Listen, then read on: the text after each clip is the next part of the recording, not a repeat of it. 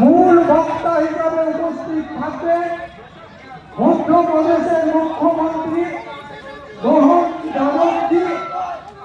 ওনাকে ভারতীয় জনতা পার্টির পক্ষ থেকে জানাই। আমাদের মিছিল ইতিমধ্যে কাউন্সিলে এসে পৌঁছেছে, তাই ভারতীয় জনতা পার্টি নির্বাচনের সহ যে সমস্ত কার্যকর্তা উপস্থিত হয়েছেন প্রত্যেককে ভারতীয় জনতা পার্টির পক্ষ থেকে জাতীয়তাবাদী অভিনন্দন। ভারত মাতা কি জয়, ভারত মাতা কি জয়, ভারত মাতা কি।